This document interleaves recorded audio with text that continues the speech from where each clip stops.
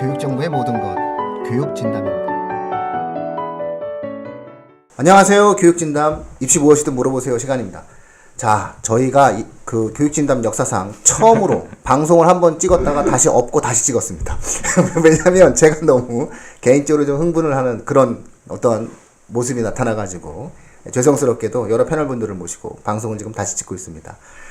지금 저희는 월요일날 찍고 있습니다. 원래는 저희가 주로 일요일날 찍어서 월요일날 아침 9시에 올리는 게 원칙인데요. 이번 입시 무엇이든 물어보세요는 예상하셨던 대로 좀 특별 방송으로 기획되어 있습니다. 왜냐면요, 이번에 경기도교육청과 서울시 교육청이 국제고, 자사고, 외고에 대한 입시 요강을 발표했는데 그것이 가지고 있는 파장이 저희가 판단했을 때 생각보다 굉장히 심각하게 커졌기 때문입니다.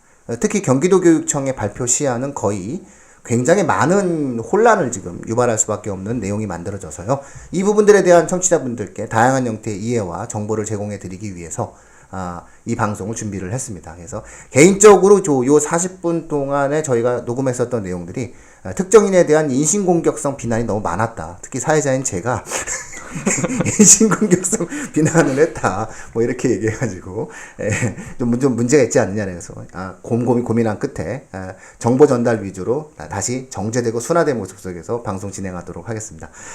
오늘 되게 많은 패널을 모셨습니다. 4분이나 모셨습니다. 먼저 항상 입시 무엇이든 물어보세요를 같이 진행해 주시는 교육 컨설팅 더 완의 최재환 컨설팅님 나오셨습니다. 안녕하세요. 예, 안녕하십니까. 예. 그다음에 원래 제 왼쪽에 항상 있는데 이번에 제 맞은편을 바라보고 있습니다. 맞은편 바라보고 있으니까 벌써 의견이 맞은편으로 가버렸어요. 자, 세훈 쌤 나오셨습니다. 안녕하세요. 네, 안녕하세요. 예, 그 오른쪽에는 장윤수 쌤 나오셨습니다. 안녕하세요. 네, 안녕하세요. 이거 방송 같이 만들어 주시고선 너무 잘 안 나오셨어요. 그죠? 네. 네, 그래 버리면 어떡해요.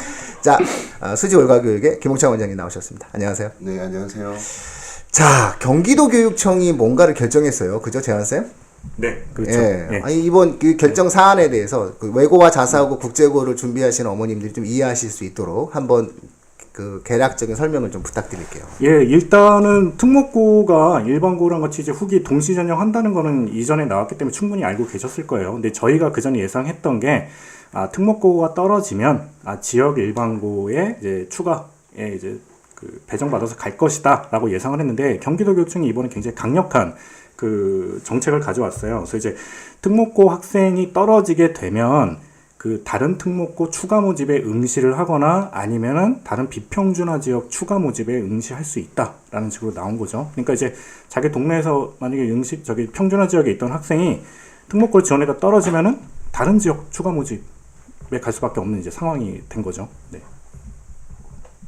네. 다시 구체적인 예를 들어 드리겠습니다. 예를 들어서 용인에 있는 학생이 외대부고를 지원했습니다. 근데 뭐 이 학생이 합격할 수도 있지만 불합격할 수도 있습니다. 불합격하면 용인에 있는 일반계 고등학교를 배정 못 받습니다. 경기도 광주나 경기도 평택에 내려가야 됩니다. 그것도 그 비평준화 지역에 미달된 고등학교에만 지원이 가능합니다. 네, 그렇죠. 예. 그러니까 이런 불이익을 감수하고, 그러니까는 학교 가는데 2시간 반, 오는데 2시간 반 이거 감수하고 갈 수 있으면 가라. 어떤 이런 주장인 거거든요. 결국은 사실상 이 불이익을 감수한다라고 이야기를 했을 때, 경기도 평택으로 예를 들어서 용인에 있는 학생이 경기도 평택에 학교를 배정받으면 이거 통학이 현실적으로 불가능한 거잖아요. 네, 그렇죠. 그러면 통학이 현실적으로 불가능하게 될 경우에는 경기도 평택에 전셋집을 얻을 수 있는 부모님만 원서를 써라. 뭐 이런 얘기예요. 그리고 6개월 후에 전학을 해라. 그렇죠. 이사하라. 이사를 해라. 뭐 이런 어떠한 이 정도 감수하고 써라. 뭐 이런 어떠한 이야기를 했어요. 자, 근데 김홍창 소장님, 서울은 네. 아니죠? 그리고 다른 지역도 아니죠? 네, 그렇습니다. 일단 뭐 다른 지역은 발표 안 났습니다만 서울은 익히 예상되는 대로 떨어지면 이제 관내에서 되는 대로 뽑고 좀 가까운 대로 이제 배정이 되는 거죠. 진짜 서울은 서울 지역 내에서 학교 다닐 수 있습니다. 간단하게 얘기해서. 사실은 이제 떨어져도. 서울은 좀 그나마 경기도보다는 덜 넓으니까 문제는 이제 경기도가 너무 넓은 거죠. 서울을 품고 앉아 있는데 저 북쪽이랑 남쪽으로 계산하게 되면 사실은 뭐 그 거리가 뭐 2시간, 3시간이 이제 넘게 걸리는 그런 경우도 일단 존재하게 되는 건데요. 결국은 이 제도를 통해서 경기도 지역의 학생들은 상당 부분 국제고, 자사고, 외고를 지원하는 과정에 있어서 현실적인 어려움을 굉장히 많이 겪을 수 있다. 어쨌든 이런 어떠한 정책적인 어떠한 모습이 만들어진 것 같아요. 아직 최종 확정 여부에 대해서는 논란의 여지가 있는 것 같고요. 근데 일단은 오늘 이 방송을 통해서는 첫 번째 주제로서는 이 정책에 대한 문제점을 먼저 한번 짚어볼 필요가 있을 것 같아요. 그래서 이것이 가질 수 있는 어떠한 그 현실적인 좀 어려움, 문제점이 과연 뭐가 있을지. 그 다음에 이제 청취자분들께서 과연 이랬을 때 우리가 어떤 대안을 선택을 해야 되는 것인지.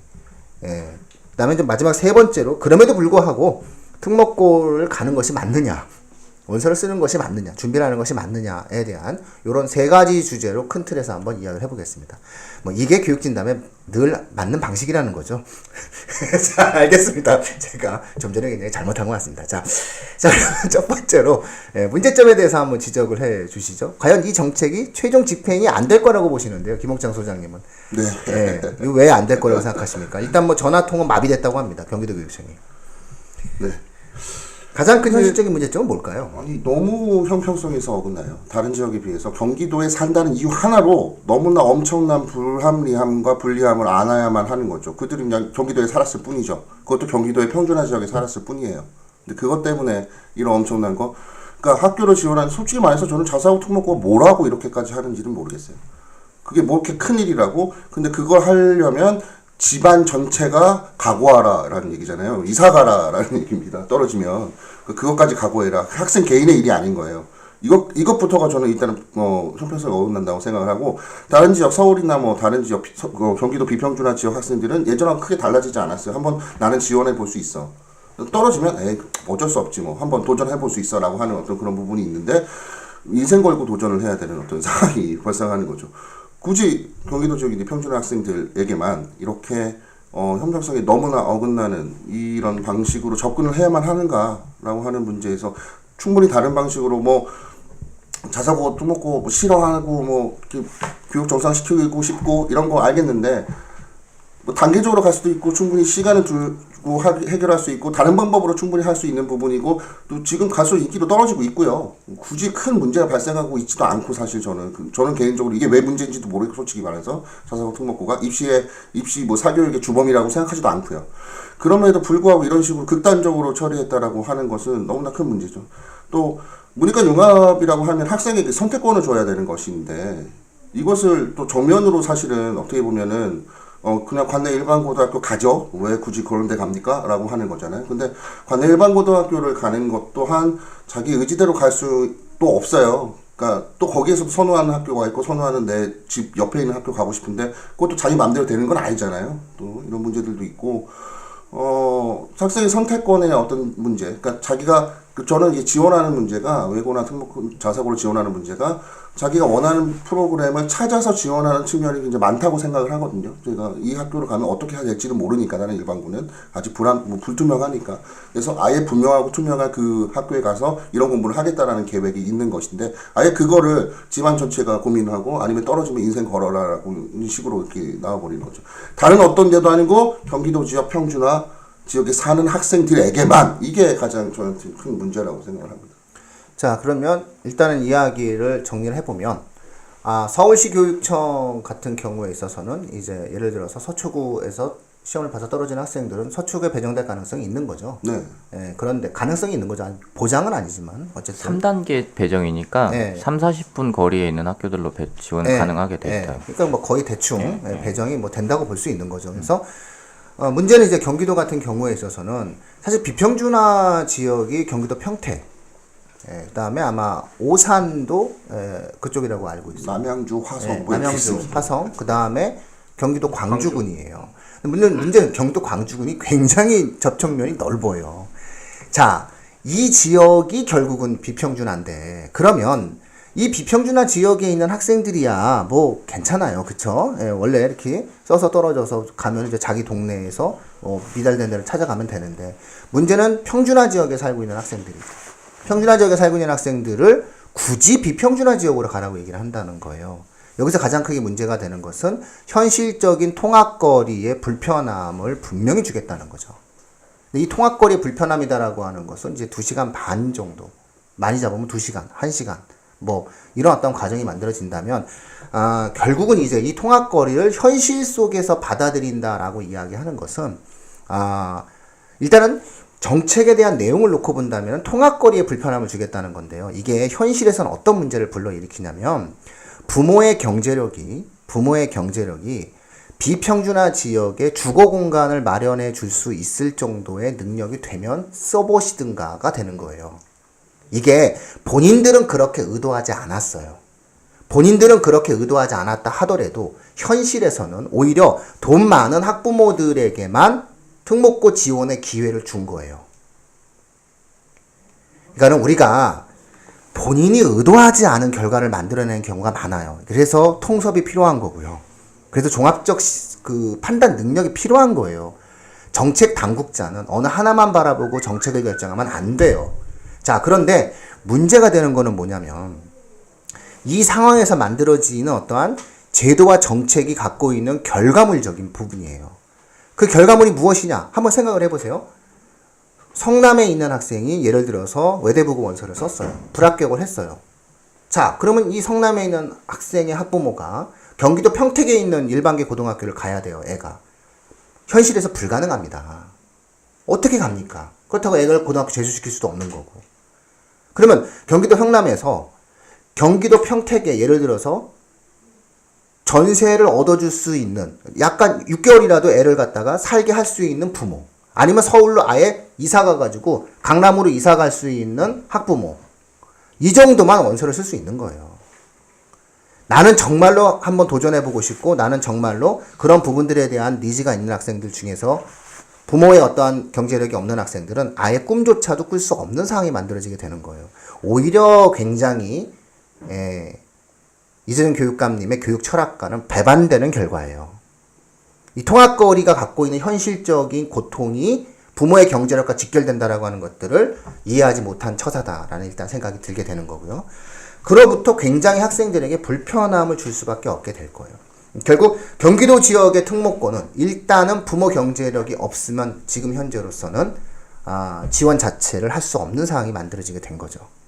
두 번째로는 비평준화 지역의 고등학교에 비평준화 지역에 살고 있으면 원서를 쓸 수 있겠죠. 그 학생들의 경우에는. 그러나 평준화 지역, 경기도 지역에서 평준화 지역에 거주하고 있는 학생들의 경우에 있어서는 부모 경제력이 없다면 특목고 원서, 자사고, 외고, 국제고는 지원이 불가능하다. 현실적으로. 이렇게 볼 수가 있게 되는 거예요. 왜냐하면 6개월은 무조건 다녀야 되거든요. 그러니까 용인시에서 예를 들어서 거주하고 있는 학생이 예를 들어 특목고를 썼다가 불합격을 하고 경기도 평택에 갔어요. 그러면 이 경기도 평택에 가서 다시 돌아오는 이러한 상황, 다시 용인시로 전학을 오려면은 6개월은 거주를 해야 된다는 거죠. 그러니까 이렇게 된다면 일단 6개월 동안 그 아이가 그 동네에서 다녀야 되는 문제가 생기는 건데, 그럼 어떻게 다녀요? 일단 현실적으로 통학은 불가능한 거죠. 부모가 차로 라이딩을 해주든가, 그게 아니면은 부모 일부가 가가지고 아이와 함께 뭐 기러기 아닌 기러기 생활을 잠깐 하고 6개월 후에 이제 올라와야 되는 건데, 이게 모두 다 사실상 경제적인 능력과 결합되는 거거든요. 자, 그렇다면 경제적인 능력으로 뒷받침할 수 있는 부모는 원서를 한번 써보라고 하겠죠. 하지만 경제적 능력이 없는 학부모들의 경우에는 자녀의 이동거리에 대한 문제를 해결해 줄 수가 없어요. 그래서 제가 생각하는 가장 큰 문제는 거리에 따른 형평성에 대한 문제가 부모의 경제적인 지위의 문제로 직결된다는 거예요. 즉 부모의 경제력이 있는 사람은 원서를 써볼 수 있지만 부모의 경제력이 없는 사람은 이제 원서조차 써볼 수 없는 상황을 만들어냈다는 거죠. 자, 이것이 가장 큰 문제점이다 라고 생각을 합니다. 자, 두 번째의 어떠한 문제점이 있다면 어떤 문제점이 있을 수 있을까요? 인수쌤 한번. 물론 잠을 못 자셔가지고 우리 인수쌤이 어저께 오늘 이 모임에 나오시기 위해서 인수쌤이 원래 그 아침잠이 많으시죠? 오전은 저에게 없습니다. 몇 시에 자서 몇 시에 일어나세요? 뭐 저는 완전 새벽 캠페인이라서 한 4시까지 깨어 있어요? 보통 5시, 6시까지는 안 자죠. 그거를 고쳐야 되는데 그거를 잘 안 고쳐져요. 다시 인신공격으로.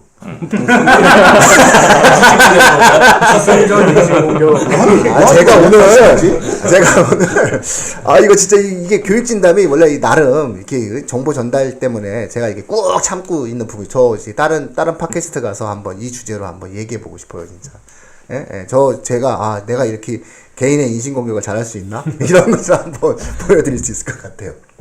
자, 두 번째 문제점은 뭐가 있을 수 있을까요? 앞에서 이미 다 차별적인 요소나 이런 문제들을 많이 언급을 해주셔서 저는 그럼 이게 공교육 정상화에는 과연 도움이 되느냐 그렇게 놓고 봤을 때도 지금 현재 만약 경기도가 지금 문제가 되니까 경기도로 한정해서 말을 한다면 이미 과거처럼 그냥 공부를 잘하면 대입에 유리하니까 그냥 문과 쪽이면 외국 쪽으로 간다라는 느낌은 좀 요즘 많이 퇴색이 됐고 지금은 일반고와 성향이 달라서 외국 국제고를 간다거나 관내 일반고에 좀 자기 만족도가 떨어져서 외국 국제고를 가는 경우가 많은데 그 친구들을 지금 다 어찌됐건 일반고로 약간 모는 정책인데 그럼 일반고로 그 친구들을 다 몰았을 때 과연 일반고가 그 친구들의 그런 성향을 잘 충족시켜 줄 수 있는 준비가 되어 있느냐 그리고 그 친구들이 성향이 다른 일반고 현지 친구들이랑 섞였을 때 발생할 수 있는 경쟁의 과도화라던가 그런 문제들은 과연 과도기적인 물론 문제이긴 하겠지만 그것이 어느 정도의 심각성을 나타낼지는 좀 예상이 안 된다라는 것. 그래서 그런 부분은 좀 고려가 안 된 것 같아서 좀 걱정이 되는 부분이 있습니다. 자, 세훈쌤은 어떻게 생각하십니까? 방금 든 생각인데요. 이거 정책을 센 걸 일단 내놓고 약간 뒤로 물리려고 하는 생각이 아닌가 싶은 그런 그분은 아마 의심이 그런 좀 머리를 들었어요. 못 쓰지 왜냐면 않고 싶은데. 이게, 아, 이것도 인신공격이에요. 이게 사실은 서울 지역하고 굉장히 아까도 말씀하셨지만 차이가 굉장히 많이 나는 것도 있고 그냥 서울 지역하고 비교하지 않더라도 실제로 그냥 보더라도 굉장히 강력한 정책이라는 생각이 왜 드는데 그런지 모르겠어요. 이거를 저는 사실 경기도는 서울하고 비슷한 방식으로 정책을 내리기는 조금 힘든 부분은 있어요. 서울은 시 안에서 어쨌든 해결이 된다고 보는데 경기도 같은 경우는 뭐 이를테면 성남 지역의 학생이 외대북을 썼다 떨어지면 성남에서 지원을 할 수 있게 한다. 이거는 사실상 크게 뭐 페널티를 주는 게 아니거든요. 그러니까 그렇게 결정을 할 수 없다. 그렇다면 뭔가 다른 방식의 정책이 있었어야 되는데 그걸 생각을 못한 것도 있겠다는 생각이 들고 그리고 그럴 거면 아예 아싸리 일단 밀고 나갔다가 뭐 어떻게 되는지 한번 보자 이런 느낌도 좀 있는 것 같다는 생각이 들어요. 그런 무책임한. 그 사이에 아니 지금 정부에서도 그런 일 여러 번 있었잖아. 저도 그렇게 생각했어요. 문제가 되지 않을 것 같아요. 그러니까 사실상 이것이 그러니까 페널티는 있어요. 왜냐하면 관내 일반계 고등학교에서도 선호도가 높은 고등학교는 일단 배정이 안 돼요. 네, 그렇죠. 그러니까 그 정도 집 밖으로 갈 페널티, 수가 없잖아요. 그 정도 페널티만 주는 것도 이미 상당한 페널티라고 볼 수 있는데 그럼에도 불구하고 그 페널티가 별거 아닐 것 같다라고 하는 그런 어떤 생각을 하셨던 것 같고요. 문제는 어떤 정책이 만들어질 때 가장 큰 것은 그 균형감이거든요. 근데 문제는 뭐냐면은 비평준화 지역에 있는 학생과 평준화 지역에 있는 학생조차도 다른 불이익을 받는 상황이 만들어진다는 거예요. 결국은 내가 평준화 지역에 산다는 이유 하나만으로 비평준화 지역에 있는 일반계 고등학교를 가야 된다. 나는 비평준화 지역에 살고 있으니까 떨어져도 우리 관내에 있는 집 근처에 있는 고등학교를 지원할 수 있다는 것 자체가 이미 정책의 목적을 어디에 뒀는지는 모르겠으나 사실상 학생의 행복권에 대한 심각한 침해를 가져올 수 있게 되는 거죠.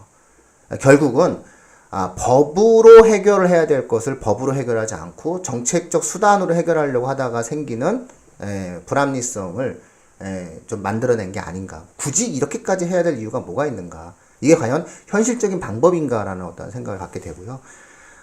제가 한 가지 여담으로 제가 선거를 좀 많이 해봤어요. 옛날에 선거를 많이 해봤는데 이렇게 선거하시면은 좀 안 된다라는 것을 혹시라도 돌려서 그쪽 캠프가 이해하셨으면 좋겠다라는 말씀을 완곡하게 드립니다. 그리고 이런 어떠한 행동을 두세 번만 하시면 재선은 불가능하다. 이런 어떤 말씀을 좀 한번 드리고 싶네요. 왜냐하면 현실 속에서 모든 사람들이 그래도 고개를 끄덕일 수 있는 정책을 만들어내야 돼요. 그리고 좀 불편함을 주더라도 좀 세련된 불편함을 줘야 되는 것인데 이거는 불편함의 정도를 갖다가 아예 어떤 한 학생에게 너무나 가혹한 인생의 결정을 하게 만들 수가 있거든요. 그렇게 되었을 때는 굉장히 좀 문제가 좀 심각해진다. 저는 좀 이렇게 볼 수 있는 거고요. 또 하나 제가 가장 우려하는 점은 뭐냐면 마치 이렇게 만들어 놨을 때 모든 문제의 근원이 자사고 외고 국제고인 것처럼 인식될 가능성이 있다는 거예요. 현재 대한민국 교육 불평등의 가장 커다란 원흉은 자사고, 외고, 국제고가 아니에요. 뭐 영재고 2차 입시도 있고요. 다양한 형태의 문제가 있지 않습니까? 근데 문제의 본질을 비본질적인 걸로 만들어갈 수 있는, 그래서 마치 자사고, 국제고, 외고만 없으면 교육평등이 실현되어지고 우리 아이가 행복해질 수 있고 우리 아이가 더 좋은 대학을 갈 수 있는 기회가 생길 것 같은 이런 어떠한 비현실적이고 현실과는 무관한 반교육적인 형태의 결정이다라고 좀 일단 생각을 해서 굉장히 좀 비판적인 어떠한 내용들로 볼 수밖에 없다. 이게 제가 왜 이렇게 비판적이냐면요. 첫 번째 때문이에요. 바로 돈이 있는 학부모만 이제 원서를 쓸 수 있다는 건데 이게 왜 문제가 되느냐라고 하는 것은 제가 말미에 다시 한번 말씀을 드릴게요. 이게 상당히 안타까운 결과를 만들어낼 수 있다라는 거거든요. 자, 그러면 대충 문제점에 대해서는 충분히 이 정도로 한번 짚어보고요. 그렇다면 이제 대안을 한번 우리가 생각을 해봐야 돼요. 그죠? 자, 이게 대안이에요, 대안. 자, 그럼 이제 경기도 지역 학생들 어떻게 해야 됩니까? 서울에 있는 학생은 그냥 원서 쓰면 되겠더래요, 보니까. 그죠? 서울에 있는 학생들 원래대로 그냥 인생 살면 되는데, 문제는 경기도에 있는 학생들이에요, 이제. 이 경기도에 있는 학생이 이제 어쩌죠, 이거? 이거 뭐, 어쩝니까, 이 아이들? 특히나 경기도에 있는 평준화 지역, 경기도에 있는 학생들에게 이제 문제가 생길 것 같아요. 자, 평준화 지역에 살고 있는 경기도 학생들은 이제 어떤 대안이 있죠? 일단 불합격을 하게 되면은 방법이 없어요. 그쵸? 이 정책대로 한다면은 일반 비평준화 지역으로 일단 가야 되고요. 가서 6개월 다닌 다음에 전학을 와야 돼요. 자기가 살던 동네로. 아니면은 아예 집안 전체가 강남으로 이사 가야 되는, 요즘 강남의 아파트 값이 너무 많이 올라가지고 과연 가실 수 있을지 모르겠는데 물론 가실 수 있는 부모님들만 원서를 쓸 수 있겠죠. 자, 그렇게 해서 강남으로 이사를 가거나 아니면은 다른 지역으로 이사를 가는 방법밖에 없어요. 자, 이런 어떠한 문제점 속에서 과연 국제고, 자사고, 외고의 원서를 쓸까요? 어떻게 보세요? 자, 재환쌤은 어떻게 보십니까? 이거 어쩌죠? 이거 왜 이렇게 했죠? 그 자, 대안 말씀하셔서 저 한 건 생각난 건 사실 주말에 경기도 교육청도 좀 마비였겠지만 저도 개인적으로 좀 학부모님들한테 전화를 많이 받았거든요. 그러니까 특목고에 재학 중이신 학부모님들은 여기에 관심이 없으시고 대신 이제 특목고를 준비하는 학생들이 이제 좀 당황스러워서 전화를 많이 했어요. 그래서 이제 그러니까 이 의도는 좀 분명한 것 같아요. 이제 지원하지 말라는 거죠. 대부분 이렇게 막 물어보시거든요. 그럼 이제 어떻게 해야 되나요? 하는데 이제 사실 저도 이제 내줄 수 있는 제안이 한정적이거든요. 뭐 전학을 가시든가 이사를 하셔서 재배정을 받으시든가 아니면은 이제 뭐 결혼 특목고 이제 다른 학교에 재학하시다가 결혼이 나면 편입을 하시든가. 그리고 이제 이게 2차, 3차 추가 모집을 하죠. 그러니까 다른 특목고, 자사고 그 추가 결혼이 난 곳에 추가하는데 이제 응시하실 수는 있어요. 근데 이제 그게 많지는 않겠죠. 그러니까 결과적으로 봤을 때는 거의 이제 지원하기 사실은 힘든 상황이라고 생각이 들어요. 제가 볼 때는. 예. 자, 어떻게 김홍찬 소장님 어떻게 보십니까? 네, 뭐 이렇게 되면 경기도 평준화 지역 학생들의 지원 숫자는 대거 줄어들 수밖에 없다. 그러니까 왜냐면 그런 부담감을, 그러니까 제가 앞서도 말씀드렸는데 집안 문제가 되는 거거든요. 그러니까 집에서 어머님이나 아버님이 미안하지만 쓰지 말아라고 얘기할 수밖에 없어요. 떨어졌을 때 감당이 안 되니까 리스크가. 저는 그래서 대거 미달이 될 수밖에 없는 상황이 있을 거다라고 생각합니다. 그럼에도 불구하고 지원하는 학생들은, 지원해야만 하는 학생들은 있으니까. 그러니까 외국에서 생활을 했다거나 그렇죠, 특별한 어떤 자기 외국어의 어떤 공부 또는 어떤 그런 뭐 이과적인 어떤 실험 이런 부분들이 필요한 학생들은 소실있게 지원, 그래도 지원하겠다라고 하는 학생들은 지원, 그게 아니면 안 된다, 나는 의미가 없다라고 하는 학생들이 있어요. 고등학교 다닐 때 자기 스스로의 선택으로. 그래서 뭐 떨어지면 내가 통학을 하든 내가 혼자 거기서 자취를 하든 난 알아서 할 거다라고 주장하는 학생들 분명히 존재할 거예요. 그 학생들은 지원을 하고, 그리고 그런 학생들은 반드시 또 안 쓰면 안 되니까 자기 삶에서 그것이 중요한 경로 중에 하나지 않습니까? 그래서 지원을 하게 되겠는데 저는 대폭적으로 줄어들지 않겠는가.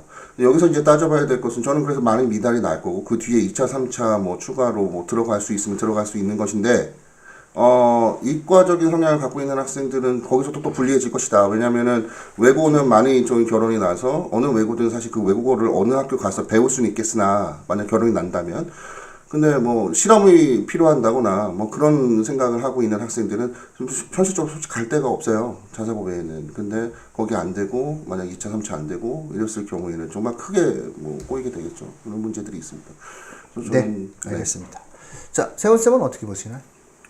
저는 이런 상태에서는 지원을 안 하는 게 맞다고 보고요. 이게 지원을 해서 만약에 합격한다고 쳐도 기조가 이런 상황이라면 계속 불안감이 있을 것 같아요. 3년 내내. 그러니까 어쨌든 정부의 기조가 있기도 하고 또 정책적인 기조가 이런 식이라면은 갔을 때 불안함. 왜냐면 실제로 예전에 저기 북일고 국제과 같은 경우도 간 학생들의 경우에서 그 과를 없애겠다, 아니겠다 할 때 그때 불안감 굉장히 컸었거든요. 그런 불안감이 좀 있다는 생각에서 지원을 안 하는 게 낫겠다는 생각이 있는데 다만 결정을 지방선거 이후로 미루시는 게 좋지 않을까 싶어요. 그렇게 정치적으로 보이셨어요? 아니, 원래 정치하는 사람이 아니었는데 왜 그렇게 지방선거 바뀌셨어요? 이후로 미루게 되면 어쨌든 지방선거가 끝나고 나서 이 정책은 저는 폐기됩니다. 바뀔 수 있다고 바뀌면 봐요. 폐기되죠. 교육감 바뀌면 예, 폐기가 그렇죠. 되겠죠. 예. 근데 문제는 이제 교육감이 바뀌는 걸 저는 원치는 않아요. 개인적으로. 다만 이분이 아닌 그 정당의 이념을 같이 하시는 다른 교육감이 좀 되셨으면 좋겠는데 좀 비합리적인 좀 결정이 좀 있으셔서 자 어쨌든 인수쌤 마지막 한번 대안적인 모습은 어떠신가요? 네, 방금 다 좋은 말씀 해주셨는데 좀 종합적으로 생각을 해보자면 현재 상태에서는 굉장히 좀 특이한 예외적인 케이스를 제외하고는 좀 쓰기는 힘들다. 그래서 외국에 오래 살아서 꼭 국제고나 외고가 필요한 친구들, 그 친구들은 근데 그 친구들도 사실은 너무나 부담이 커져서 뭐 사실 경쟁률 1을 넘어가게 되면은 결혼이 없게 되면 결국 누군가는 떨어져야 된다. 그러면은 그 한 명이 자기가 될 수도 있으니까 못 쓰게 되는 거죠. 그래서 현재 상태로서는 거의 못 쓴다. 그러나 방금 말씀하신 것처럼 이게 변화될 가능성이 아직 있기 때문에 그래서 준비를 안 했는데 만약 변화가 되면 거기에 따른 또 손해를 자기가 또 감수를 해야 되니까 일단 준비를 하는 부분은 이제 일관되게 준비를 하되 그런데 이제 쓸 때는 좀 더 그 당시의 상황을 보고 써야 된다. 12월 14일 날 네. 원서를 2개를 갖고 있는 거지. 일반 거를 집어넣고 그래요. 외국어를 근데 갖고 있는 거지. 예. 저는 근데 여기서 좀 다른 의견이 있어요. 어떤 의견이 있냐면 우리가 자사고와 국제고와 외고를 가는 이유가 사실상 본질적인 욕망에는 대학 입시에 유리하기 때문이에요. 대학 입시에 유리하기 때문에 더 많은 비용을 들여서 우리 아이에게 더 양질의 교육 환경을 제공해 주겠다는 거예요. 본질은 이거예요. 내가 돈을 좀 더 써서 내가 마사지를 안 받고 내가 아빠의 경우에는 내가 차를 안 바꾸고 우리 애를 위해서 우리 아이의 교육을 위해서 1년에 1,000만 원, 2,000만 원의 돈을 더 쓰겠다. 더 나은 교육 환경을 제공해 주겠다. 라는 마음으로 시작되어지는 것이 사실상 국제고, 외고, 자사고예요. 특히나 외고와 국제고를 가고자 하는 학생들은 한 30% 정도는 최근에 입시적인 요소뿐만 아니라 이 아이의 환경 자체가 해외 거주가 많았기 때문에 생기는 굉장히 자연스러운 결과물이에요. 그 아이들은 진짜 가야 돼. 일반고 가면 적응을 못하는 애들도 있어요. 실질적으로. 정말 이 교육 현실을 이해하는지를 모르겠어요. 그 부모님이 해외에서 7년, 8년 거주하고 돌아온 아이들은요. 일반계 고등학교에 가가지고 적응하기 힘들어요. 우리나라에서. 그 부모님 때문에 그 아이가 받은 새로운 형태의 환경을 이어갈 수 있는 취지로 만들어진 게 사실은 국제고 외고거든요. 자, 문제는 이 대학 입시에 유리한 게 국제고, 자사고, 외고의 대학 입시에 유리한 것이 과연 변화된 대학 입시 제도의 정책 속에서 사라질 것이냐 아닐 것이냐가 문제가 되는 거예요. 자, 근데 최근에 어떤 이야기가 있냐면 언론 보도를 보시면 아시겠지만은 입시를 3분으로 나누겠다. 정시는 무조건 수능. 내신을 보지 않는다. 그 다음에 오로지 내신. 좀 어떻게 결정할지 모르겠어. 그 다음에 뭐 수능과 내신. 이렇게 만들어지는데 문제는 우리가 주목해야 될 것이 사실은 4월 12일 날 발표되는 시안이었거든요. 원래 3월 달에 발표되기로 했는데 이제 시안이 이제 4월 달에 나오고 8월에 결정이 되는데 문제는 여기서 수능 자체가 사실상 완벽한 서열화를 만들기 위한 평가를 해줄 수가 없어요. 교육 당국이 이거를 알면서 지금 애써 외면하고 있는 것인데 그래서 현재 뭐 학종에 대한 문제가 좀 있고 여러 가지 문제가 있다라고 얘기하지만 사실 잘 한번 생각을 해보시면 정시가 강화되면 특목고는 되게 유리해요. 아니 정시가 강화되면 입시에 있어서 특목고는 당연히 유리할 수밖에 없어요. 대원외고 가려 애들은 대원외고 가고요. 하나고 가려 애들은 하나고 가요. 외대보고 써서 나 자취할래 라고 하는 애들은 또 외대보고 씁니다. 왜냐면 압도적 유리함이 있어요. 정시가 강화되면 이 학교들 이길 수가 없어요. 이 학교들이 갖고 있는 어떠한 교육적인 흐름이 만들어낼 수 있는 요소 자체가 사실상 굉장히 도움이 많이 될 수 있어요. 두 번째로 뭐냐면은 내신이 무력화되는 상황이 만들어질 수 있어요. 내신을 기본적으로 고교학점제가 만들어진다라고 얘기했을 때 내신 성적에 대한 산출을 지금의 상대평가가 아니라 절대평가로 갈 가능성이 있어요. 그리고 고교학점제는 내신을 절대평가로 가야 돼요. 그렇지 않으면 고교학점제를 할 수가 없어요. 그러면 내신이 절대평가가 됐는데 특목고 자사고가 어떻게 안 유리하겠어요? 더 나은 교육 환경과 더 나은 교육 프로그램을 갖고 있는데 입시제도에서 더 유리할 수밖에 없어요. 저는 지금 현재 착각을 하고 있다고 생각해요. 어떤 착각을 하고 있냐면 우리는 정부 정책을 이길 수 없다고 얘기를 해요. 많은 사람들이. 그렇죠. 맞습니다. 정부 정책을 이길 수 없습니다. 정부와 맞서 싸우는 것은 굉장히 비합리적입니다. 하지만 정부도 맞서 싸울 수 없는 것이 있습니다. 그건 바로 시장의 힘입니다. 시장과 맞서서 싸워서 이긴 정부는 없습니다. 문제는 지금 현재의 정책은 시장과 맞서겠다는 겁니다. 교육 패러다임 자체의 변화되어지는 흐름은 교육의 과정에 있어서의 경쟁 체질을 도입하고 있는 거고요. 지금 우리나라가. 그런 과정에서 학생의 선택권을 최대한 보장해 준다라고 하는 것은 교육에서의 자율권을 최대한 보장해 주는 것이고 교육 시장에서의 어떤 자율성이 굉장히 극대화되고 앉아 있는데 반대로 이것을 거꾸로 국가가 개입해서 문제를 자기가 원하는 방향의 교육평등적인 사상을 너무나 강요하고 있다라고 볼 수가 있는 겁니다. 저는 못 막는다고 봅니다. 유리해요. 제 예를 들어보면 저는 전학을 불사할 겁니다. 그리고 속으로는 이렇게 생각합니다. 경쟁률이 낮아지니 좀 더 낫겠구나. 네, 그런 사람도 있을 거예요. 예. 기회는 이때다. 잘 돼. 저는 솔직히 말해서 저는 외대부고까지는 생각을 못 했는데, 야, 사람은 우리도 경쟁률을 보면서 외대부고 원서를 한번 넣어볼 수 있는 것도 아니야? 뭐 이런 생각을 한번 해보게 됩니다. 결국은 안 되면 저는 유리한 걸 알고 있기 때문에 우리 아이를 위해서라면 내가 전학을 불사하겠다라는 생각을 저는 갖고 있어요. 저 개인적으로 갖고 있습니다. 그래서 저는 우리 애가 지금 중학교 2학년인데요. 전학을 시킬 겁니다. 떨어지면 어쩔 수 없다. 자, 열심히 해보고 안 되면 네 꿈을 위해서 노력을 해보고 안 되면 그냥 전학을 가라. 나는 교육 환경이 굉장히 중요하다고 생각하는 사람이고 아빠의 교육관은 이런 거기 때문에 아빠는 자식으로서 너에게 더 나은 교육 환경을 제공해주고 싶은 마음이 있다. 그래서 최대한 한번 해보고 안 되면 어쩔 수 없다. 안 되면 다 같이 고생하자. 예, 저는 일단 이런 입장인 거예요. 그러니까 이런 부모님이 이제 결국은 정책이 처음 만들어지면 혼란스러워요. 패닉에 빠집니다. 패닉에 빠져서 많은 사람들은 이 부분들에 대한 생각을 안 합니다. 안 하는데 점점점 시간이 흐르면은 그래 뭐 그러면 이사 가지 뭐. 그때부터 이렇게 생각합니다. 그래 평택에 그래 우리 저기 큰 집 있어. 외삼촌 댁 있어. 그래 우리 한번 해보자. 이렇게 또 바뀐다는 거예요. 그래서 다시 제가 처음에 얘기한 대로 돌아가면 부모 경제력이 있는 사람은 원서라도 써볼 수 있고 오히려 더 나은 기회를 제공받지만 부모 경제력이 없는 사람은 애초에 이거 자체에 대한 시도 자체도 못하게 만들어내는 상황이 만들어진다고 보고 있는 거고요. 저는 경기도뿐만 아니라 대한민국 전체의 국제고 자사고 외고가 없어지면 모르겠지만 하나고와 대원외고가 건재하는 상황에서 자사고와 국제고가 갖고 있는 어떠한 유리한 프레임 자체가 바뀔 수는 없다고 생각을 합니다.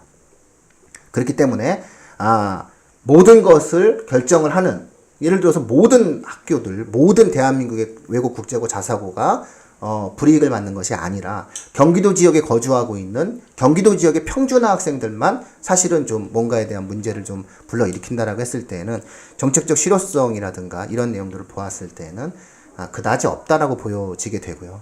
시간이 흐르면 흐를수록 마음을 다잡아먹고 그래도 도전하겠다라고 하는 학부모들은 반드시 생깁니다. 왜냐하면 유리하냐 불리하냐에 대한 판단 속에서 유리하다라고 하는 결정을 하게 되는 순간 학부모들은 움직입니다. 근데 저는 아무리 봐도 입시제도 자체가 불리할 수가 없습니다. 이런 상황이 만들어지게 될 경우에는. 왜냐면은 정시가 만약에 확대되게 되면은 더 나은 교육 환경, 기숙사 학교. 쉽게 얘기해서 정시가 만들어진다라고 하는 것은 착각을 하고 있는데 돈의 힘을 이길 수가 없다는 겁니다. 이게 지금 현재 정책 당국자들과 언론이 의도적으로 모르거나 왜곡하고 있는 것 중에 가장 큰 문제점이 뭐냐면 정시라고 하는 것은 단순한 수능적 형태의 공부인 것이고 단순한 수능적 형태의 공부는 강사의 힘, 주변에서 같이 공부하는 친구들에 대한 어떠한 내용들 이거 굉장히 중요해지게 되거든요. 그랬을 때 결국 많은 자금을 동원할 수 있는 특목고가 정시 대비해서는 더 유리할 수 있는 겁니다. 자, 그럼 내가 여기서 좋은 뭐냐면 면학 분위기 속에서 돈을 갖고 움직이는 아이들 속에서 한번 공부를 해보겠다. 근데 중요한 것은 내신의 불이익도 별로 없어요. 그리고 심지어 경쟁률도 많이 낮아져가지고 뭐 옛날처럼 아주 격렬한 아이들이 가는 것도 아니야. 그렇게 돼서 내가 여기서 내신도 좀 두각을 나타내고 좋은 면학 분위기 속에서 공부를 좀 하겠다라고 이야기했을 때 3년 후에 입시 결과가 이 아이들이 나쁠 수가 없어요. 자, 그렇게 보았을 때에는 도로 문제가 생기게 되는 거고 오히려 진입장벽을 높일 수밖에 없는 상황이다. 이런 어떠한 모습들 속에서 굉장히 저는 좀 안타깝다는 생각을 좀 갖게 되었고요. 그런 어떠한 정책적인 문제 때문에 저도 이제 결론적으로 놓고 본다면은 현재의 상황에서는 관망하시는 것이 맞다는 거죠. 그리고 준비를 했던 학생들은 계속 준비를 하는 게 맞다고 봅니다. 왜냐하면 이 제도는 저는 실현되어지기가 저는 일단 정책이 만들어지면 실현이 됩니다. 정책이 만약에 실현이 되지만 너무나 거대한 변수가 많이 있습니다. 그래서 예를 들어서 교육감 선거 같은 경우에도 진보 진영이 정당 추천은 아니죠. 정당 추천은 아니지만 예를 들어서 우리가 흔히 이재정 교육감님이 진보 진영, 범진보 진영의 교육감으로서 후보가 되지 않을 가능성도 있다고 봅니다. 그래서 만약에 이재정 교육감님이 아닌 다른 교육감이 만약에 만들어지게 됐을 때는 이제도 유지되기는 좀 어렵지 않겠느냐. 그러면 그때 가가지고 예를 들어서 준비한다라고 하는 것 자체는 좀 현실적으로 좀 어렵다라고 보게 되고요. 또 하나 문제는 뭐냐면은 이건 편법인데요. 이 입시 제도를 이렇게 쭉 보게 되면 어떤 문제가 있냐면 이런 문제가 있어요. 예를 들어서 과천외고라든가 이렇게 됐을 경우에는 관내 외고 중에서 과천외고, 그쵸? 그 다음에 공립인 뭐 예를 들어서 뭐 성남외고, 그쵸? 몇몇 외고 같은 경우는 지금 심각한 타격을 입게 됩니다. 그쵸? 예를 들어서 김포외고 정말 특정한 학교를 거면 죄송합니다만 이런 학교들 같은 경우에는 제가 봤을 때는 미달 가능성이 있어요. 그쵸? 그래서 실제로 미달이 됩니다. 미달이 된다고 봐야 됩니다. 근데 사실 과천외고 만만한 학교도 아닌데 우리나라의 가장 역사적 전통이 깊은 외고인데 미달이 됩니다. 미달이 되면 어떤 문제가 생기냐면 미달이 한두 명이 되는 게 아니라는 거죠. 10명 정도 이렇게 막 예를 들어서 미달이 되고 20명 정도가 미달이 되게 되면은 평준화 지역에 있는 학생들이 배정을 받은 다음에 이 학교 편입시험을 또 치를 수 있거든요.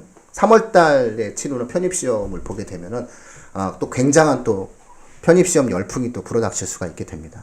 그러다 보면은 그게 이제 2월 달에 이제 편입시험을 보게 되는데 문제는 예비 중3 학생, 예비 고1 학생들이 되지 않습니까? 이 학생들 예비 고1 학생들이 된다라고 했을 때는 겨울방학 때 대학 입시 준비를 위한 어떤 고등과정에 대한 공부를 해야 되는 현실적인 상황에서 다시 편입 준비까지 이중으로 하는 부담이 좀 생기게 되겠죠.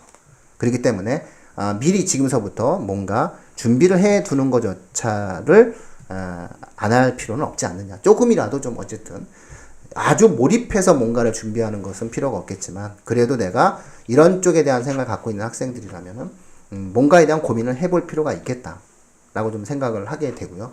저는 예를 들어서 뭐 미달이 됐을 경우에는 편입시험 보는 학생들도 상당히 있을 것이다 라고 생각을 하게 됩니다. 문제는 이제 프로그램이 어떠한 변화를 주느냐에 대한 문제인데요. 대원외고를 한번 예를 들어 드리겠습니다. 자, 대원외고 최고의 위기가 언제인지 아십니까? 대원외고 최고의 위기? 예, 대원외고 최고의 위기는 경기도 학생들을 받지 못하고 서울 학생들로만 시험을 치러서 뽑으라고 했을 때였습니다. 이게 대원외고 최대의 위기입니다. 그 다음에 다른 시험을 보지 말라고 얘기했습니다. 다른 지필평가라든가 이런 거 없이 내신으로만 뽑아라 이렇게 얘기했습니다. 이게 대원외고 최대의 위기였습니다. 많은 사람들은 예를 들어서 영어 시험도 못 보고 심지어 수학 시험도 못 보고 옛날에 영어 시험도 보고 수학 시험도 봤지 않습니까? 외고에서 말도 안 되는 거였죠. 근데 사실은 그런 시험도 못 보고 심지어 이제 학생부도 못 보고 깜깜이 전형이 되고 영어 내신으로만 평가를 하고 대충 자소서랑 면접만 보고 그렇게 해가지고 학생들을 뽑은 대원외고가 과거처럼 그러한 형태의 영향력을 발휘할 것인가, 입시 결과를 가져올 것인가에 대해서 굉장히 회의적이었습니다. 그 해 들어간 아이들이 온전하게 대학 입시를 치를 것이다라고 많은 사람들이 이제 대원외고도 꺾이지 않겠느냐라고 얘기했었습니다. 그런데 결과는 대원외고는 서울대를 갖고 뭐 대표적인 건 아니지만 그 전해보다 그 평가를 통해서 입시를 치렀던 그 학년 아이들보다도 훨씬 더 많은 학생들이 서울대 합격을 이뤄냈습니다. 결국은 어떤 프로그램이 갖고 있는 우월성이라는 것도 분명히 존재하게 되는 겁니다.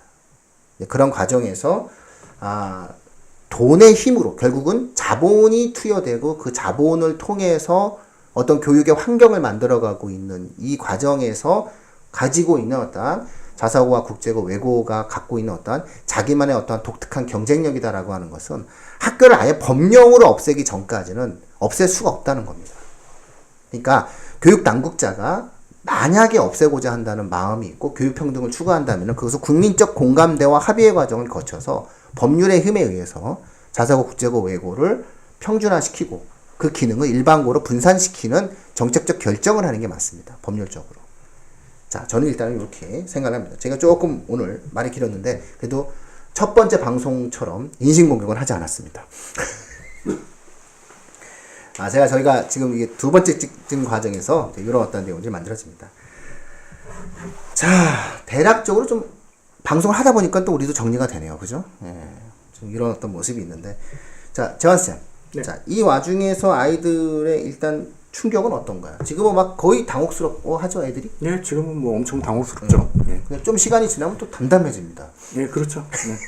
그리고 다시 또, 그럼에도 불구하고 일단 해보고, 뭐 이렇게 상황을 지켜보고, 뭐 이런 모습으로 가게 되겠죠. 예, 지금 또 해보겠다는 학생들도 또 의외로 또 있어요. 이게 문제라니까요. 그렇죠. 이게, 그러니까 처음에 정책이 만들어지면 마치 하늘이 무너지고 안 될 것처럼 얘기하지만 다시 이게 주식시장에 비슷해요. 한번 이렇게 했다가 다시 주식이 올라가는 거라. 주식 하세요? 안 합니다. 주식 안 하세요? 네. 세훈쌤 주식 해본 적 없죠? 안 하는데요. 평생 해본 적 없죠? 예. 왜 재밌는데 안 하지? 주식 하세요? 네. 할 줄 알았어요. 재환쌤 주식 같은 거 하세요? 저는 뭐 주식, 부동산 다 합니다. 오, 부동산도 한다. 역시 금수저는 다릅니다. 그래서 결국 패닉에 한번 빠졌다가 사람이 다시 일단 올라가는데 정책적인 논란이 있겠죠. 이렇게 되면 이제 6월 지방선거가 중요해지네요. 그래서 이재정 교육감님만 교체가 되면은 저는 뭐 이 정책이 뭐 유지가 되기는 어렵지 않겠느냐라고 보고 있는데 세훈쌤은 어떻게 생각하세요? 범진보 진영이 아니라 그러니까 이건 저 여담인데 이재정 교육감님이 아니면은 이 제도가 유지가 되기가 쉽지 않다고 저는 개인적으로 생각을 하는데 다른 분이 돼도 진보 진영의 그 다른 분이 돼도 이 제도를 밀어붙일까요? 이걸 그냥 밀어붙이진 않을 거라는 생각이 있어요. 뭔가 방향을 좀 바꾸겠죠. 근데 뭐 아예 이걸 폐지하겠다 이렇게 가진 않을 거고 서울시에 본을 받을 가능성이 높죠. 그쵸? 왜 그러신지 모르겠어요. 자, 어떻게 생각하세요? 저도 뭐 차별적 요소를 좀 수정하는 형태로 가지 않을까 예상을 합니다. 제가 이렇게 뭐 무슨 답변을 강요하는 것 같은데. 아니, 저는 견해 없습니다. 네. 학생들한테 나오는 대로 적응해라 이거기 때문에 없습니다. 오, 가장 역시 수석 컨설턴트 다운. 모든 그렇죠? 경우에서의 자신이 그런 어떤 모습이다. 그렇죠? 대비되어 있다. 저는 사실상 이 제도에 대해서 그 비현실적인 그 것에 대한 마지막 활용 정점을 찍자면요. 인구 감소를 고려하지 않았어요. 이게 이런 식으로 만약에 만들어져 가지고 100명에서 200명 정도가 평준화 지역에 있는 학생들이 비평준화 지역에 있는 일반계 고등학교를 진학하게 되면 평준화 지역에 있는 고등학교의 신입생 학생 수가 굉장히 줄어들어요. 그러니까는 예를 들어서 지금 현재 인구 감소를 막을 수가 없거든요. 분당을 예를 들면은 현재 한 학교의 학급의 학생 수가 26명입니다. 청취자분들 깜짝 놀라셨죠? 아마 이 방송 들으신 청취자분들 기본적으로 한 반에 60명 세대에서 공부하셨을 거예요. 몇 명이었어요, 한 반에? 저도 한 40명 정도. 저기 나이를 자꾸 줄이려고. 세훈쌤 몇 명이었어요? 시골이라서. 저도 일단 한 40 잡을까요? 왜 60명이었지? 60명 아니었어요? 몇 명이었어요? 확실히 60명이었어요. 아니 번호는 60번까지 있었는데 거봐요 60명. 왜 60명이었어요? 여자애들이 나눠지기 때문에 50명 정도. 재환쌤 몇 명이었어요? 저도 40명 가죠. 왜 40명, 60명. 김옥자 원장님은? 전 기억 안 납니다. 아, 이런 식으로. 저는 뭐 솔직히 말해서 저는 60명이었어요. 1번부터 60번까지 있었거든요. 얼마나 놀랍습니까? 26명이에요. 26명. 청취자분들, 지금 현재 분당에 있는 일반계 고등학교의 한 학급의 수가 26명인데요. 인구가 감소해서 모든 학교의 학급 수를 10개 학급으로 줄였어요. 그러면 기본적으로 옛날과 한번 비교해 보세요. 학생 수 자체가 굉장히 지금 현재 급감을 하고 있어요. 그래서 선생님들 숫자, 그 다음에 내용들에 대한 움직임 자체가 굉장히 어려워지게 되는 상황이에요. 이제 이런 상황에서 인구가 현재의 중학교 3학년 학생의 인구가 현재의 또 고등학교 1학년 학생들보다 또 줄어요. 그리고 현재의 중학교 2학년이 또 준단 말이에요. 인구는 계속 줄어가고 있는 대로 고등학교 학급수를 그럼 계속 줄일 거예요. 그럼 평준화 지역에 있는 고등학교 학급수는 계속 줄입니까? 그러니까 인구 감소에 대한 배려와 고려를 전혀 하지 않은 거예요. 그래서 현실적으로 그 평준화 지역에 있는 일반계 고등학교에도 타격이 들어갈 수밖에 없어요. 현실적으로 어떤 특정 과목 자체의 강좌가 개설이 안 된다거나 특정한 학교의 어떤 학급당 단위 수가 줄어들게 되고 보이지 않는 불이익이 생겨요. 내신에 있어서 학생 수가 일정 숫자 이상이 되어야지 내신 경쟁이 이루어지는 것이지 실질적으로 학생 수가 너무나 급감하게 되면은 내신 경쟁 자체도 상당히 어려워지게 되거든요. 그리고 어느 정도 일정 수의 학생이 있어야지 뭐 동아리 활동도 하고 아이들이 뭔가 다양한 형태의 체험과 그 활동을 하게 되는데 학생의 숫자 자체가 적게 되면은 학생들이 배우는 과정 자체가 굉장히 어려워지게 돼요. 그래서 미니 학교가 만들어진단 말이에요. 지금 뭐 위례 신도시 특정한 어떤 도시를 말해서 좀 어렵지만 위례 신도시 집값이 왜 올랐는지 모르겠어요. 왜냐하면 거기 지금 학교들이 기본적으로 되게 미니 학교적인 요소를 갖고 있어요. 대부분 다 지금 현재 1학년을 마치고 전학하는 상황이거든요. 몇몇 학생들이 심각하게 지금 공동화 현상이라고 하는 것은 결국에 가서는 내 아이의 운명과 내 아이에게 조금이라도 더 나은 결과를 만들고자 하는 부모의 마음은 이념과 가치를 초월해요. 못 이겨요, 그거는. 그건 어떤 생물학적 본능이기 때문에 그 생물학적 본능이랑 어떻게 싸우겠다는 거예요. 자, 그래서 인구 감소에 대한 문제를 좀 생각을 좀 안 하신 게 아닌가. 한마디로 얘기해서 평준화 지역에 배정을 안 하면 오히려 지금 애가 지금 없어 죽겠는데 도시에 있어서 그 아이라고 하는 것들이 학교에 있어서 아이다. 그러니까 실제로 일반계 비평준화 지역 같은 경우 아주 뭐 경상도라든가 뭐 전라도 뭐 어떤 충남 이런 쪽에 굉장히 학생이 모자라고 인구가 모자란 어떠한 동네 같은 경우에는 학교가 굉장히 많은 지원을 하면서 학생을 유치하려고 하거든요. 그 이유가 뭐냐면 도시의 어떠한 기능을 회복하기 위해서 그런 어떤 모습들을 보이고 있는 건데 어떤 이런 과정들 자체는 굉장히 나름의 어떤 장기적으로 갔을 때는 좀 문제가 좀 될 수도 있다. 한 100명에서 한 200명 정도의 학생들이 될 것 같거든요. 예를 들어서 성남이나 이런 경우 보통의 지원하는 학생들과 불합격한 학생들의 수를 급감한다라고 예상을 했을 때에도 150명 정도다라고 얘기한다면은 거의 학급당 정원 8개 학급 정도가 사라지게 되는 건데 8개 정도의 학급에 대한 정원이 비평준화 지역으로 가야 되는 건데 이게 감당할 수 있겠느냐라고 하는 어떠한 현실적인 문제점도 좀 있지 않느냐라고 하는 부분입니다. 그래서 정책에 대한 문제를 종합적 고려를 했어야 되는데 너무 하나만 바라보고 결정을 했다라는 거고 그 하나만 바라보고 내린 결정 자체가 실효적이지도 않다라는 좀 생각이 좀 들면서 대단히 안타까웠다. 오히려 이런 과정을 통해서 학생과 학부모들에게 어떤 혼란과 고통만 가중시키지 않겠느냐.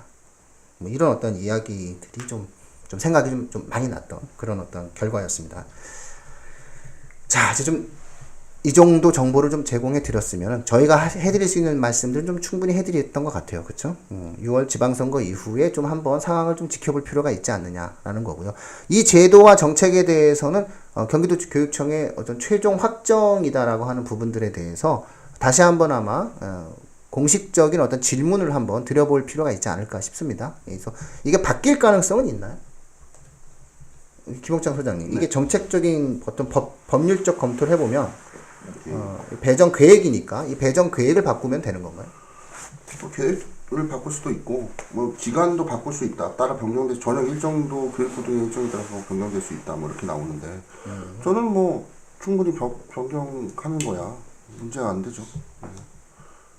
아무래도 예상하시지만 뭐 지방선거 끝나면 교육권 바뀌면 당연히 바뀔 것이고 그 전에도 바뀔 수 있고 언제든 사실 관심에 따라서는 바뀔 수 있는 부분이기 때문에 그러니까 운영에 대한 것은 이제 교육청이 알아서 진행을 하는 거잖아요.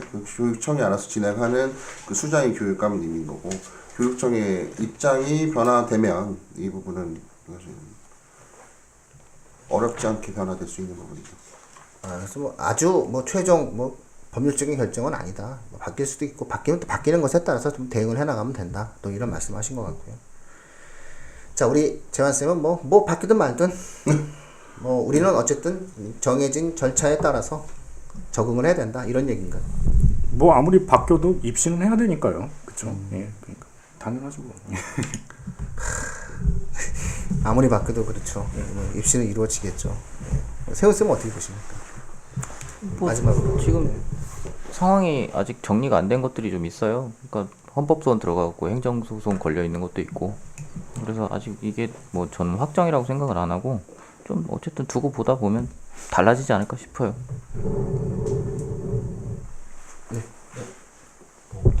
우리 아이들이 흔들리지 않고 좀 자신의 주권을 잘 지킬 수 있게 어른들이 좀 도와줬으면 좋겠어요. 갑자기 혼자 왜 갑자기 혼자 진짜 제일 마지막 멘트. 아, 그리고 오늘의 그런 가볍게 얘기하자면 오늘의 결론은 우리 민우님은 경제력이 있다. 아닙니다. 그러니까 뭐 기본적으로 가장 저는 사실은 현 정부의 교육 정책과 이념과 어떤 철학적인 부분들에 대해서 조금 지지를 하지만 교육적 정책을 좀 집행하고 입안하는 일부 사람들의 경우에 있어서는 어떤 이념적 가치를 현실의 정책으로 녹여내는 과정에서의 구체성에 대한 좀 고민을 좀 종합적으로 해주실 필요가 있다. 팀킬은 전혀 하지 말으셔야 된다. 본인의 영역만 존재하는 것이 아니다라고 하는 그런 어떠한 말씀을 좀 드리고 싶어요. 그래서 어떤 분이 전화를 했대요. 경기도교육청에. 전화를 했더니 경기도교육청의 담당관이 문재인 정부의 공약이다라는 얘기를 했답니다. 그래서 이거는 좀 아니지 않느냐. 문재인 정부의 공약은 이런 게 아닙니다. 그러면 서울시도 똑같이 하셨어야죠. 자, 그래서 어떠한 공약에 대한 문제다라고 넘어가지 마시고요. 본인들이 만든 정책이면 본인들이 당당하게 책임지시면 되는 겁니다. 자, 그래서 저는 이런 것들이 굉장히 안타깝고 이런 것들이 조금 본질에서 어긋나면서 사람들을 좀 괴롭히지 않아야 될 일을 갖고 괴롭히는 모습이 만들어지지 않느냐라는 거고요. 어떤 정책이 실현 현실 속에서 만들어질 때는 다수의 사람들이 그나마 고개를 끄덕일 수 있는 공감을 할 수 있어야 되는 부분이 있는데 이 정책은 내부적 형태의 정책 그 자체만 갖고도 이미 형평에 어긋나는 모습이 있어요. 그건 바로 경기도 지역에 거주하는 학생들조차도 형평성에 어긋나요. 그건 바로 경기도 지역에 거주하는 비평준화 지역의 학생과 경기도 지역에 거주하는 평준화 지역 학생들에 있어서의 불합격 이후에 있어서의 통학거리에서의 명확한 불평등성을 만들어낸다는 거고요. 현실에서의 통학거리라고 하는 것들에 대한 고려라고 하는 부분들을 애써 외면을 해서 만들어진 내용이다라고 좀 보여지게 됩니다. 결국은 이 모든 어떠한 변화에 대한 원인 자체가 교육을 통해서 사회적 부를 재분배하는 이제 우리나라의 어떤 특수한 상황 속에서 만들어지는 교육 경쟁의 어떤 심화 때문에 만들어진 부분이니까요. 이 부분들에 대해서는 조금 좀 차분하게 한번 대응을 해보실 필요가 있지 않을까. 그리고 각자 어떤 좀 판단과 계산을 좀 해보실 필요가 있지 않을까. 특히나 경기도 지역에 거주하는 청취자분들 같은 경우에는 조금은 좀 앞으로 머리가 좀 복잡해지실 수 있는 상황이다라고 이제 보실 수 있을 것 같게 되고요. 좀 전에 세훈쌤이 말씀하신 어떤 헌법소원이 있다라고 하는 것은 이것과는 무관한 겁니다. 그렇죠? 이것과는 무관하게 아예 우리를 전기 고등학교로 유지해 달라라고 하는 헌법소원입니다. 자사고, 국제고, 외고가. 그래서 만약에 이 헌법소원이 받아들여지게 되면은 이것과는 무관하게 법에 의한 어떠한 선발권 보장으로 다시 전기로 넘어가게 되기 때문에 이 정책은 사실상 효과를 발휘할 수가 없게 됩니다. 다만 헌법소원 자체가 뭐 기각될 가능성도 있고요. 어쨌든 행정소송 자체도 기각될 가능성이 있기 때문에 법률적인 쟁점들은 그때 이제 다시 또 만들어지는 대로 결정을 하게 되는 어떤 부분이 있는 거고요. 오히려 아마 6월 지방선거 그리고 6월 지방선거 전에 경기도 쪽에 결정되어지는 진보교육감이 후보가 누구냐에 따라서 그분의 어떤 성향과 내용들에 따라서도 상당 부분 달라지지 않겠느냐 이렇게 좀 볼 수 있을 것 같습니다. 자, 오늘 두 번에 걸쳐서 막 촬영을 했습니다. 아주 격렬하게 이야기가 좀 많이 만들어지게 되면서 간만에 좀 즐거웠던 그런 방송이 된 것 같습니다. 저는 이렇게 격렬하면 재밌더라고요. 요즘 제가 역사 방송하면서 아직 역사 방송 듣고 있어요? 네. 안 듣고 있구나. 안 듣네. 눈 보니까 안 듣네. 이러시면 안 돼요. 이거 굉장히 재밌는데 그 광개토 태왕이 있잖아요. 예? 세훈쌤 지금 보지 말고 날 봐봐.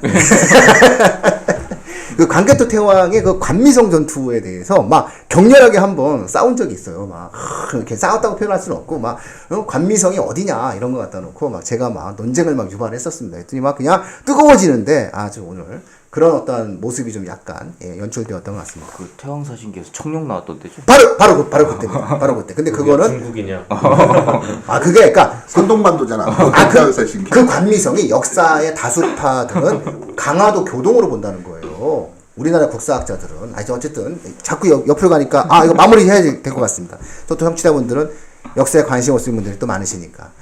자, 교육진담은 금요일 날은 역사 방송을 진행하고요. 월요일 날 이렇게 입시 방송 진행합니다. 그리고 수요일 날은 독서 방송 진행하고요. 원래 화, 목으로는 이제 특별 방송들이 있어야 되는데 워낙 이 사안 자체가 좀 중대하고 급하게 좀 이야기 되어져야 될 것 같아서 저희가 긴급히 입시 무엇이든 물어보세요 시간에 이 특별 방송 편을 기획을 넣어서 진행을 해 드렸습니다. 모쪼록 많은 청취자분들께 도움이 되는 그런 방송이었기를 바라고요. 결론은 결국 속 시원히 말씀드리지 못해도 좀 죄송한데 좀 지켜볼 필요가 있다. 충분히 좀 가치 있는 어떤 마지막 멘트를 세훈쌤이 날려주신 것 같습니다. 6월 지방선거 때까지 지켜보는 것이 제일 현명한 것이다. 세상이 어떻게 바뀔 줄은 모르겠다라는 부분이고요. 그래서 구체적으로 경기도교육청에 전화하시면 충분히 정책 담당자가 그 부분들에 대한 이야기들을 해 주실 수 있지 않을까 싶습니다. 자, 오늘 방송 이 정도로 마치도록 하겠습니다. 간만에 나와주신 김우천 선생님 감사합니다. 감사합니다. 재환쌤 아주 오늘 힘들게 나오셨습니다. 고맙습니다. 감사합니다. 세훈쌤 감사합니다. 네, 감사합니다. 이수쌤 감사합니다. 네, 감사합니다. 자, 교육진담 입시 무엇이든 물어보세요. 여기서 마치도록 하겠습니다.